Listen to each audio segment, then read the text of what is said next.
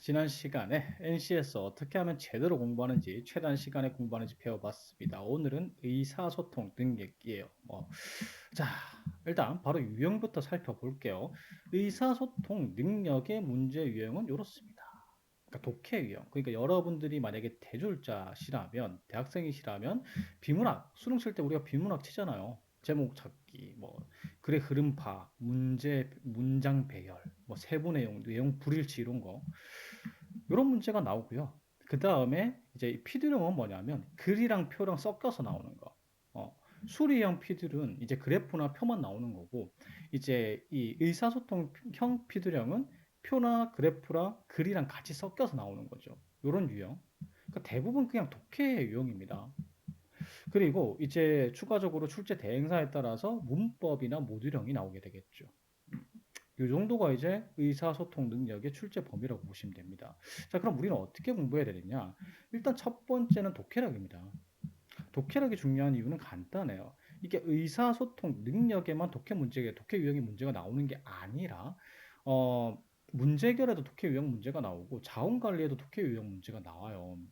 그렇기 때문에 이게 독해력이 올라가지 않으면, 제가 지난 시간에 NCS는 50문항을 60분 안에 50문항 중에서 35문항을 정확하게 풀면 합격한다고 말씀드렸잖아요. 근데 이 35문항을 35문항을 독해 능력 향상이 없으면 다 풀지 못한다는 거죠. 근데 문제가 있죠. 이 독해 능력을 향상시켜야 되는 건 알겠어요. 근데 이게 단기간에 향상되기 힘듭니다. 물론 이걸 타고나는 사람들이 있긴 해요. 이렇게 공부 안 해도 비문학 잘 치는 사람들 있잖아요. 근데 우리 대부분은 타고나지 못했어요. 음.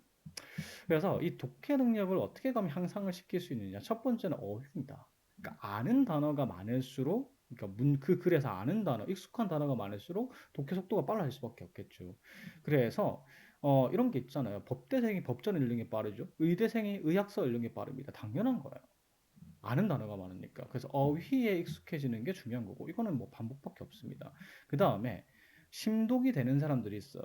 그러니까 글을 읽으면 이런 사람들이 있거든요. 글을 한번 쭉 읽어 내려가면 약간 그 글을 쓴 사람과 대화하듯이 읽어 내려가면서 이게 어릴 때부터 되는 건데, 그래서 그게 막 기억에 남는데요. 메모리처럼 기억에 남아가지고 그 연계된 두세 문제를 한 번에 쫙 풀어나갈 수 있는 이런 게 되는 사람이 있습니다. 이게 되시는 분들은 이걸 계속 연습하시면 돼요. 이게 기가 막히게 되시는 분도 있거든요. 근데 안 되시는 분들은 어쩔 수 없이 제가 보여드렸던 이런 유형들에 따라서 글의 어느 부분을 봐야 되고, 어떻게 봐야 되고, 어떻게 파악해야 되고, 어떤 스킬을 써야 되고, 이런 걸 갖다가 익혀서 기계식 문제풀이를 해야 됩니다. 그래서 이건 최종 합격하는 그날까지 그냥 독해 같은 경우에는 하루 두세 지문씩 꾸준히 푼다라고 생각을 하시면 돼요. 천천히 올라가기 때문에. 어.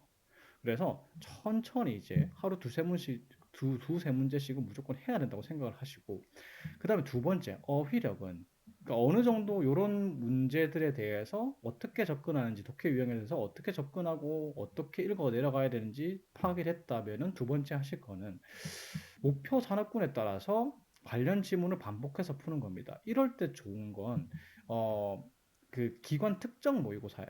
예를 들어서 내가 만약에 보건복지 쪽으로 가고 싶다. 그러면 국민연금, 건강보험관리공단 이런 책들을 쭉 싸는 거예요. 그러면 거기 책에 실린 거는 거의 다 지문들이 어때요? 그 관련된 지문들이잖아요. 그래서 그런 지문들을 읽어 내려가게 되면 속도가 빨라져요. 그걸로 이제 연습을 하는 거죠. 막 매산비 이런 게 아니라요. 이런 게 아니라. 왜냐하면 물론 그 한사는 같이 아예 뭐 그 기관과 관련 없는 지문을 갖다가 출제하는 경우도 있긴 합니다. 그거는 뭐가 출제될지 진짜 몰라요. 그냥 독해력인데 피드력 문제를 내는 곳들이 있잖아요. 그 기관과 관련된 기사 내용이나 글을 주는 곳이 있잖아요. 그러면 내가 관련 단어들을 많이 알고 있으면 무조건 독해 속도가 빨라질 수밖에 없겠죠.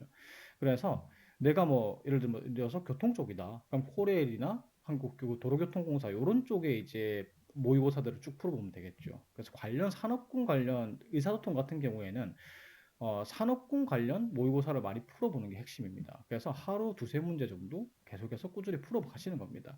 그 다음 마지막입니다. 저렇게 해서 독해 능력만 올리면은 솔직히 그냥 그 의사소통 능력은 공부가 끝나는 거거든요. 근데 문제는 요거죠. 모듈형과 문법입니다. 요거는 특징이 암기 과목이에요. 그래서 3단계입니다. 마지막에 하는 거예요.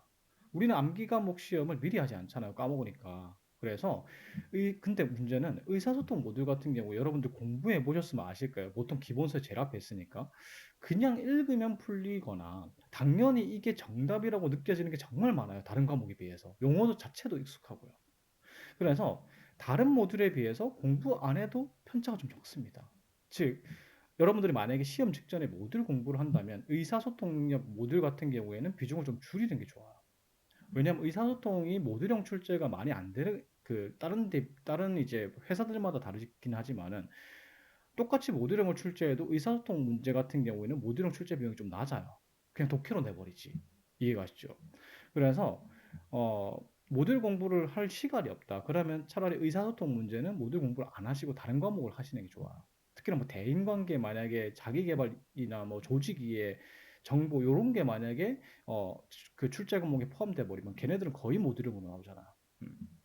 그리고 문법 같은 경우에 범위가 워낙 넓어요. 뭐 출제 대행사에 따라서 우리가 흔히 얘기하는 화법과 작문, 국어 시간에 배우는 그 정도 범위로 내는 데가 있고 한국어 이제 KBS 한국어 시험 있죠. 그 정도 범위가 로 출제하는 데도 있어요. 난이도로. 그럼 엄청 어렵죠. 그래서 이걸 어떻게 다 공부합니까? 문법 문제가 많이 나오는 것도 아니고 많이 나와야 한두 문제고 아예 안 나오는 경우도 있는데 그냥 빈출 정도만 시험 직전에 공부하고 가는 게 문법입니다. 그런데 이것도 생각해 보세요. 이게 3단 의사소통 그 능력 같은 경우 3단계 공부를 안 하고 시험 치러 가는 경우도 있어요. 왜? 내가 시험 치는 대행사가 모듈형이나 문법 문제를 안 내요. 뭐 예를 들면 매일경제 같은 데가 그렇잖아요. 거의 그냥 독해문 생으로 다 독해 문제예요. 모듈형도 안 나오고 거의. 그러면 여기는 아예 3단계를 공부 안 하고 가야 되는 겁니다. 그래서 저는 이렇게 얘기해요. 모듈형 그 3단계 의사소통 능력의 1단계, 2단계 그냥 독해잖아요. 독해 그냥 내가 숨 쉬듯이 하루에 두세 개씩 계속 푸는 겁니다. 그리고 3단계는 떴을 때 이 채용 대행사 이 기업이 떴고 내가 원하는 기업이 떴고 그 다음에 내가 이번에 이 기업을 채용 대행하는 기관 자체가 출제하는 출제사 자체가 모듈형하고 문법을 내요. 그러면 그때 가서 인지를 하고 공부를 시작해도 안 늦어요. 의사소통 같은 경우에는 이해가시죠?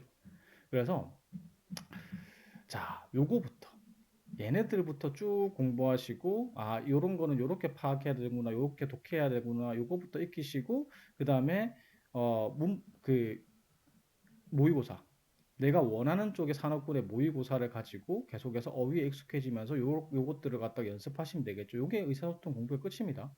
끝이고 시험 임박했을 때 떴다. 요거 떴네? 요번에 요 기업 떴는데 여기가 모듈형하고 문법 출제한다. 그러면 어떻게 이제 공부 요거 시작하시면 되는 거죠. 그런 식으로 의사소통 능력을 대응하시면 됩니다. 그래서 고정 댓글 링크에다가 NCS 올바른 학습 전략 및 순서 제가 올려놓은 거 아시죠? 요거 이제 확인하셔가지고 의사소통 능력도 제가 어떻게 이제 공부를 하고 제가 올려놓은 콘텐츠를 통해서 어떻게 공부하는지 다 정리해서 올려놓겠습니다. 그래서 고정 댓글 링크 따라가시면은 확인하실 수 있으니까 관련 영상들로 공부하시면 좋을 것 같습니다. 다음 시간부터는요, 의사소통, 저 유형별, 보여드렸죠? 이 유형별로 각각 글을 어떻게 읽어 내려가고 문제를 어떻게 풀어야 되는지 스킬들을 알려드리도록 하겠습니다.